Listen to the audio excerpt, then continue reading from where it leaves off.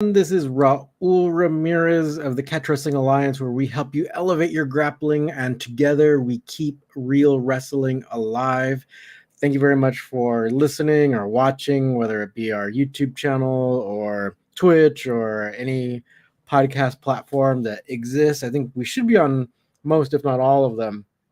Let us know if if there's some app you use, and if we're not on there, you can try to figure out a way to get on there. Um, okay, so yeah, a lot of things are kind of happening. So, excuse me. Might as well start off with some cool announcements. So we will be having some catch wrestling matches coming up at the beginning of October. So those will be here in Los Angeles. I'm not sure how many yet, but should definitely be several. So it will be kind of a mixed group of people. So hopefully we have both men's and women's matches. So it should be good overall, and we'll be giving out more details as the time draws near. We're basically trying to we have like a we're trying to narrow down the matches and see who all is going to be participating for sure. So that's why I don't want to give out any names or anything like that. But just want to let you know that it is happening, and it definitely will be. It'll definitely be filmed and will definitely be posted here on our YouTube channel. So you got that to look forward to.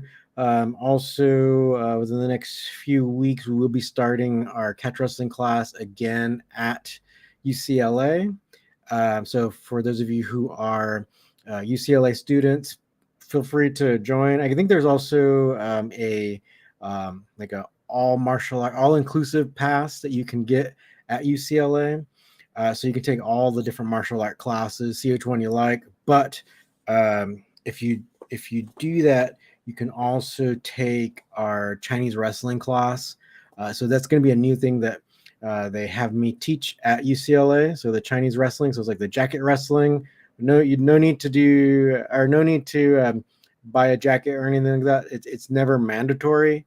So just to let you know, so you get more wrestling time. It'll be basically takedowns.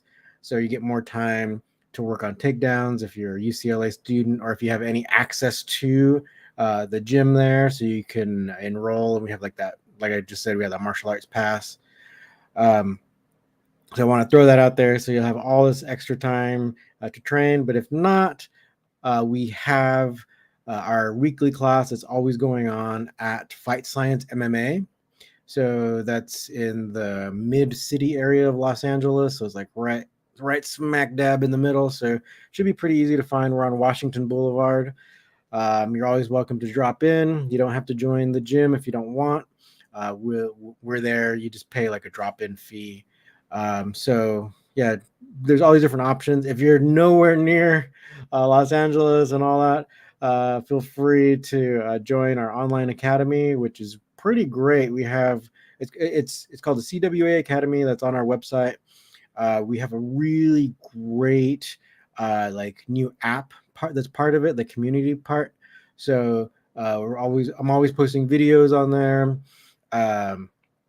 Also, you're free to chat in there with the other students. So it's a really great value altogether. And so not only can you learn, so we have like the courses that are in there that you can learn the fundamental stuff, and it graduates. So basically, you once you know these techniques, then you can basically have to demonstrate that you know them, and then you get access to more and more classes. But in the meantime, our like community app is there. We're always putting videos in there, so it's really a great value.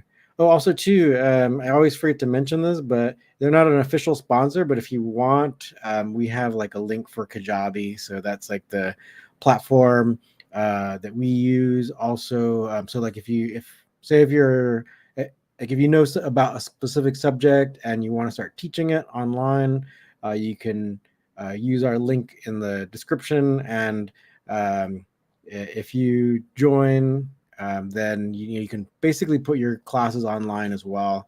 and it will help us at the Catch Wrestling Alliance. And if you have any questions about that, you can always ask me if that's something that you'd want to do. I can totally give you some advice and stuff about how to do all that. All right.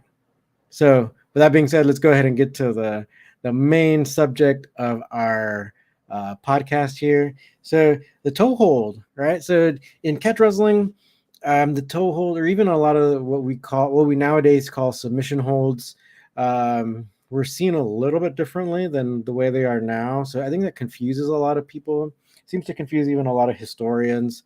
Especially people. That's kind of what happens to even I've noticed a lot of historians for wrestling and catch wrestling. They tend to not be athletes or grapplers. So anyway, a lot of things that are called submissions today were always just considered wrestling holds back in the day, like the late 1800s, early 1900s. It was known that you can use a lot of these holds not only to gain control over your opponent, but you can also use them to pin somebody. Right, so you show control. You gain control over their limbs, or say, like in the case of the neck cranks, you get really good control over their head, and you can roll them over onto their back so you can get the pin, right? Because the pin is the thing in catch wrestling that supersedes all these different holds and stuff. And so, with that being said, let's go and get to Farmer Burns' description of the toe hold. And this I'll show you first. So it comes from his correspondence course. So he used to have, it's a like mail, like was it like not mail order, but like he used to have his version of online academy, right? But back in the day, right, they used the U.S. mail, right? So, so I don't know if you can see here. So, Lessons in Wrestling and Physical Culture by Farmer Burns. I'm sure you can get this like on Amazon.com. I don't know how much it costs. I've had this for years and years. But let's go ahead and look on page 28. Open your books to page 28. This book is the compilation of all the different lessons that he would mail out. And so page 28 is one of the lessons. It's figure 27. It's actually this figure is what I use in the thumbnail of this on our YouTube channel. So we talk specifically about the toe hold. So I kind of want you to, I know the image of the quality of the image isn't great, but it's like Frank Gotch bending someone's foot over his thigh, and then the topic says toe hold. Let's go ahead and just read what he says. It's just a few short sentences, really. Much has been written by sporting editors about the toe hold in wrestling, and all agree that it is one of the most painful and effective holds known to the profession, providing it is applied in the exact manner necessary. Right. So people are scared of it, and he's going to explain why it's not necessarily the danger that people think, or explains how it's used, how it really is used in wrestling. Okay, so Burns continues.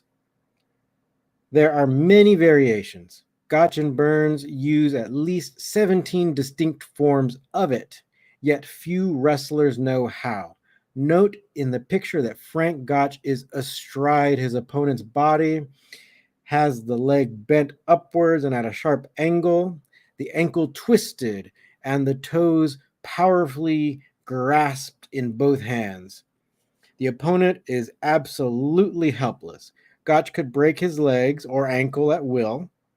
He gradually pulls legs forward and at the same time twisting the ankle and holds the opponent's body positively firm and rigid. The punishment becomes so great. So this is the part you want to pay attention to. The punishment becomes so great that the opponent invariably turns over on his back and lowers his shoulders to the mat in order to escape further punishment. Practice this hold with extreme care and have it practiced on yourself. For practice strengthens the muscles and enables you to get away from the hold frequently, provided you start in time, that is, before your opponent gets the position shown in the plate. So he finishes by saying, there is some talk of barring this hold, but we see no reason why it should be barred for any more than a hammerlock or other punishing holds. Now, let me read that one again, just so you hear it clearly. There is some talk of barring this hold, but we see no reason why it should be barred any more than the hammerlock and other punishing holds. So this is a real. It's good that he mentioned hammerlock specifically, because there's this old plate that describes catch wrestling, and it says basically, it's all about pinning the person, whether no matter how you grab them, whether you use whether you throw them down and pin them, or if you use specifically as a hammerlock to get them down. So what it means is like catch wrestling was never, or I don't know, you get these weird ideas from some historians where it's almost like they describe wrestling as like where you don't ever grab your opponent, and so we all know that that's not the way it is. Catch wrestling in particular is called catch as catch can, because you start neutral and then you can grab your opponent, by the wrist, by the head, by the leg. So there's all these other styles that had specific starting positions, and catch wrestling was not like that. So, and also you'll have stuff like Greco-Roman, where you can't really grab the legs, you got to do all these upper body throws and stuff like that. So catch wrestling was not like that, but so it's more free, the more we the way we kind of understand it today, but also you got to find ways to control someone to throw them down. It's not just always, you're not always going to luck out and they fall over. So even in sumo wrestling, how these matches are so fast and it's all about getting someone to even touch the ground, they'll have a lot of ways to firmly hold the other person, whether by the arm, so like we say, like hammer lock, right? Or head. They in sumo they even use a lot of what I call a quarter Nelson stuff. So it's all these ways to gain control over the person, and so then once you get that control, then you're able to maneuver them down onto the mat, preferably onto their back, right? So same idea with the toe hold, and Burns is really trying to get people to understand that, because Burns is totally fine with no strangles and whatnot. But the toe hold, he's not. He sees that there's potential in where you can harm your opponent, but it's also a great way to say like punish them and control them so that they roll onto their backs in order to relieve the pressure and pain of the toe hold itself. Right. So that's one of the main ideas. That's one of the ideas of the main ideas of the double wrist lock, the neck crank, stuff like that, is you get people to move based on the pain, right? So that's one of the reasons why these holds were like they were never barred, because they show and demonstrate control. So one opponent will demonstrate their control over their opponent, because they have control over, say, like with the double wrist lock, they've gained control over the whole limb.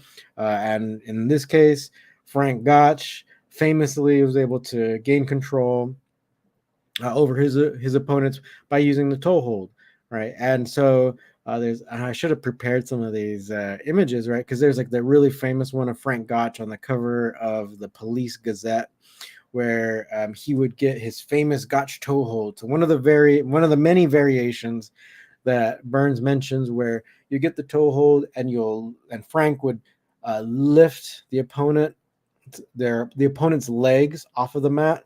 That also gave the opponent space to basically spin underneath, or spin, right, and pin themselves, really. So you get enough of that discomfort and the punishment, the way Burns describes it, and then in order to relieve that, you got to roll over. And so you can think of that, or the rolling onto your back, as the way you tap out in wrestling. All right. So I think, unfortunately, because so many people are kind of like, I guess, like infected by the way things are today, they don't know that things were seen differently, or things had different uh, ways of being referred to in other eras. Even things that were not too long ago, not in the too distant past. Um, so there. Just kidding. No, but let's go ahead and talk about um, the other things that he kind of mentions. So ultimately, it's about control. And like how he says here, the punishment becomes so great that the opponent invariably turns over on his back and lowers his shoulders to the mat in order to escape further punishment. So if they resist too much, then of course you can break an ankle, or even like you can get some knee pain, or a lot of knee damage. All right, so this was the idea of it. Right. Um, Let me see. So Frank and his coach, Farmer Burns, right? They believe that it is one of the most painful and effective holds known to the profession, right? So and he says, like, if you know how to do it right, you can win, basically, and you're not really going to damage your opponent, right? I mean, well, if they resist, right, they can be damaged, right? So it's really up to them in a way, right? If they don't want to roll over and get pinned, right? Because that's quite often that's the way to relieve the pressure, right? So it's you leave it up to them. If they're going to tap out, if they're going to do a wrestling tap out by going onto their backs, then you allow them, right? All right. So I think that was pretty much it in a nutshell. Let me know your comments. Feel free to comment right now if you're watching it live, or in the comments later. But that's the whole idea. And if you want to think about catch wrestling in particular, there's like three main holds. And I think my good buddy on the East Coast, John Strickland, he also kind of describes it that way, where it's like you'll have the headlock, you'll have the double wrist lock, and the toe holds. So a lot of these things, a lot of these moves you might see nowadays in jiu-jitsu, where they do these, what they call, like or they give them different names, right? If they do a variation of a double wrist lock, which right now there's like several, or even like short arm scissors and stuff like that. So they'll have different names, but you can kind of group them back into the three main categories: headlock, double wrist lock, toe hold. And all these things that you're seeing nowadays would just be considered like variations of these three. And so that's why a lot of times, there's nothing really new that's going on in grappling, even though a lot of people want to believe that, jiu-jitsu and is really evolved so much. But a lot of times, like, you'll see some move and someone's like getting famous off of some kind of move that they think they made up, and then you can find like an old black and white picture of some wrestler doing it, back in the early 1900s, or even later, or even earlier. I mean, so I kind of want you to think about that in a way. So just know that these moves can definitely be used as submission holds. So say, like, nowadays, if you learn catch wrestling and you do a lot of no gi competition, or gi, but I'd say it's probably going to be more effective in no gi. So then you can first get control over the person, and then you should be able to submit them. But again, you got to think of them as ways of gaining control over them, and then if they don't roll with it right, then they you can damage them, or you can think of it as ways to get the pin, right? So that's one of the main ways I want you to be thinking about it. Still think about catch wrestling as a wrestling style, so the pin is very, very important. So like the way we do it in our events, so say it's the same way that it's done in Wigan, where even I think I shared like a few weeks ago. There's one of our matches. So back in Iowa, one of the couple of events we had over there, we had NCAA referees, and so they are very used to and trained to see pins, right? So they were easy to kind of coach into, so basically you just even though we were doing catch wrestling, you can use an NCAA referee, because really all they have to do is see the pin, see when the shoulders are both on the mat, and if they see someone tap out, or then they can stop the match, right? So, or if you see the two opponents go off of the mat or something like that, they stop it. So it becomes even easier, because then they don't have to worry about marking points or standing them up or anything like that. So in our event in Iowa, we had NCAA referees. And so we had one match in particular that I shared the video of just recently on our social media.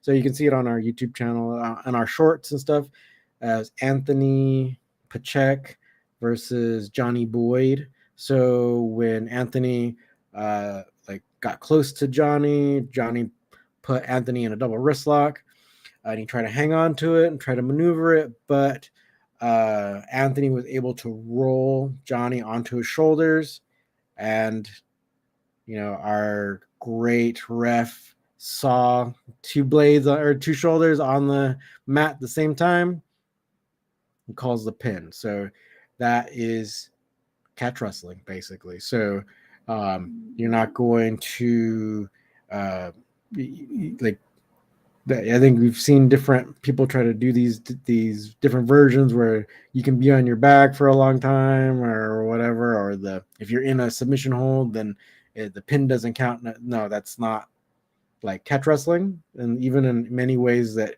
it's been described, you can use these different holds. So like how they said, even Farmer Burns mentioned the hammer lock or toe hold or double wrist lock, these different neck cranks. You can use these different holds to gain control over the person and throw them down onto their back. That's kind of the goal. But say like if you are trying to use a double wrist lock or toe hold or whatever, and if your opponent knows counters to roll you onto your back, even though you might still be holding onto that hammer lock or that double wrist lock or whatever, if your shoulders go onto the mat at the same time and you're there for, especially like in our matches, we do 2 seconds. So then you're pinned, you lose. So the pin will supersede the submission attempt, right? Or the wrestling hold, right?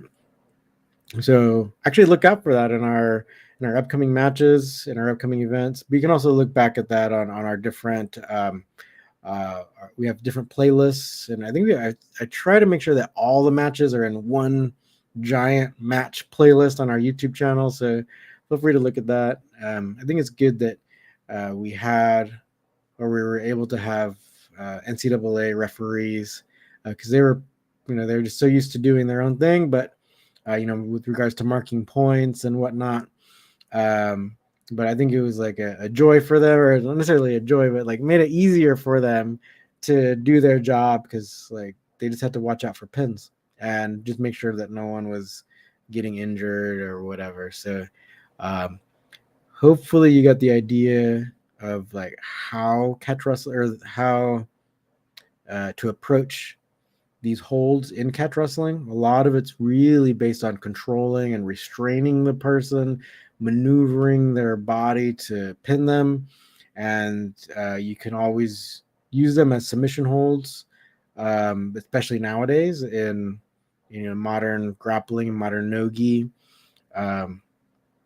So hopefully that makes it more understandable as to like the way you approach catch wrestling and the way the catch wrestling is different from modern grappling. Um, so let me know if you have any questions, or feel free to make comments. Um, you can always support us through by joining this YouTube channel. You can see a bunch of our extra videos. I also post a lot on there. If you become a member of the YouTube channel, you get access to like tons and tons of videos. Because I'm also posting a lot on there as well. So that would be a huge help, especially for our events. Because say like the referees, you got the, especially if you're using NCAA ones, you know, you have to pay them. So all that, whatever you contribute goes directly to our events. You know, also you have to like rent venues and whatnot. So it all helps. So consider that. There's also ways if you know you can just become a member of our YouTube channel at the lowest tier. That's also a huge help.